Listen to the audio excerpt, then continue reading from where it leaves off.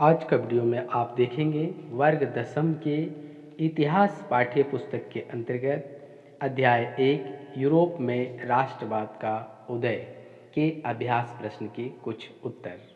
जैसा कि आप देख पा रहे हैं, यूरोप में राष्ट्रवाद का उदय अभ्यास प्रश्न में लिखा हुआ है। संक्षेप में लिखें। प्रश्न 1 है, निम्नलिखित पर टिप्पणी लिखें। जोसेपी मेतिसनी, काउंट कैमिले दे काबूर, यूनानी स्वतंत्रता युद्ध, फ्रैंकफर्ट संसद, राष्ट्रवादी संघर्षों में महिलाओं की भूमिका।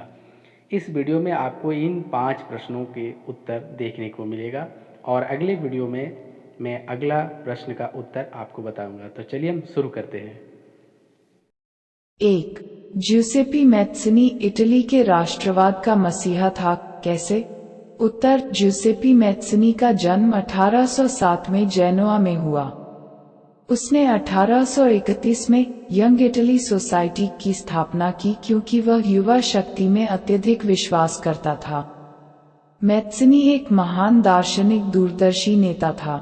उसने एकता, स्वतंत्रता, कल्याण, समानता तथा विश्वास के आधार पर इटली के नवनिर्माण का मार्ग प्रशस्त किया।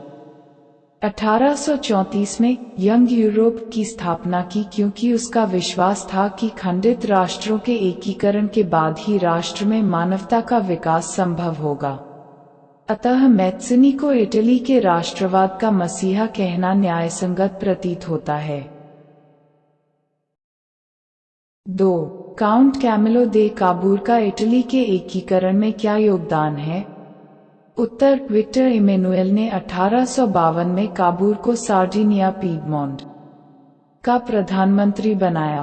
काबूर एक महान देशभक्त, विचारक और पत्रकार था। अतः इटली की समस्या को अंतर्राष्ट्रीय स्वरूप देकर यूरोपीय देशों का समर्थन प्राप्त करना चाहता था। उसके कूटनीतिक प्रयासों के कारण ही लोबाडी, माडेना, पार्मा, टस्कनी आदि राज्य स्वतंत्र हो सार्डिनिया में मिल गए। काबूर के द्वारा की गई सार्डिनिया पीडमोंट संधि के कारण ही 1859 में ऑस्ट्रिया को हरा पाने में कामयाब हो सका। इस तरह काबूर का इटली के एकीकरण में महान योगदान है। निम्नलिखित पर टिप्पणी लिखें। यूनानी स्वतंत्रता युद्ध। उत्तर, इतिहास की महत्वपूर्ण घटनाओं में यूनान का स्वतंत्रता संग्राम एक महत्वपूर्ण घटना थी। इस घटना के द्वारा पूरे यूरोप के मिश्रित वर्ग में राष्ट्रीय भावना प्रवाहित हुई। 15वीं सदी से यूनान ओटोमन साम्राज्य का ही भाग था। 1821 में यूरोप में क्रांतिकारी राष्ट्रवाद की प्रगति से यूनानियों का आजादी के लिए संघर्ष शुरू हुआ। इसमें पश्चिमी यूरोप के ऐसे अनेक लोगों का समर्थन यूनान के क्रांतिकारियों को मिला जो प्राचीन यूनानी संस्कृति के प्रति सहानुभूति रखते थे।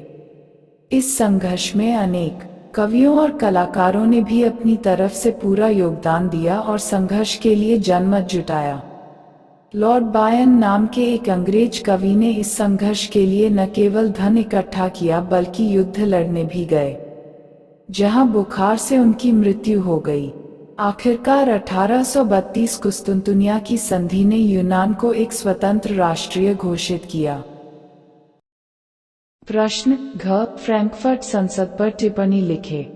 उत्तर, घ फ्रैंकफर्ट संसद जर्मन इलाकों में बड़ी संख्या में राजनीतिक संगठनों ने फ्रैंकफर्ट शहर में मिलकर एक सर्व जर्मन नेशनल असेंबली के पक्ष में मतदान का फैसला किया। 18 मई 1848 को 831 निर्वाचित प्रतिनिधियों ने एक सजे धजे जुलूस जाकर फ्रैंकफर्ट संसद में अपना स्थान ग्रहण किया। यह संसद सेंट पॉल चर्च में आयोजित हुई। उन्होंने एक जर्मन राष्ट्र के लिए एक संविधान का प्रारूप तैयार किया। इस राष्ट्र की अध्यक्षता एक ऐसे राजा को सौंपी गई जिसे संसद के अधीन रहना था।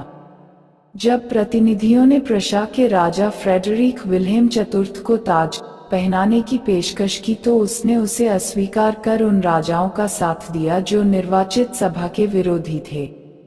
इस प्रकार जहां कुलीन वर्ग और सेना का विरोध बढ़ गया, वहीं संसद का सामाजिक आधार कमजोर हो गया। संसद में मध्यम वर्गों का प्रभाव अधिक था, जिन्होंने मजदूरों और कारीगरों की मांगों का विरोध किया, जिससे वे उनका समर्थन खो बैठे। अंत में प्रुशिया के राजा के इनकार के कारण फ्रैंकफर्ट संसद के सभी निर्णय स्वतः समाप्त हो गए, जिससे उदारवादियों व राष्ट्रवादियों में निराशा हुई। प्रुशिया के सैनिकों ने क्रांतिकारियों को कुचल दिया, जिससे यह संसद भंग हो गई। प्रश्न, राष्ट्रवादी संघर्षों में महिलाओं की भूमिका पर टिप्पणी लिखें। उत्तर, राष्ट्रवादी संघर्षों में महिलाओं की भूमिका। राष्ट्रवादी संघर्षों के वर्षों में बड़ी संख्या में महिलाओं ने सक्रिय रूप से भाग लिया था। महिलाओं ने अपने राजनीतिक संगठन स्थापित किए, अखबार शुरू किए और राजनीतिक बैठकों और प्रदर्शनों में भाग लिया। इसके बावजूद उन्हें असेंबली के चुनाव के दौरान मताधिकार से वंचित रखा गया था। जब सेंट पॉल चर्च में फ्रैंकफर्ट संसद की सभा आयोजित की गई थी, तब महिलाओं को केवल प्रेक्षकों की हैसियत से दर्शक दीर्घा में खड़े होने दिया गया।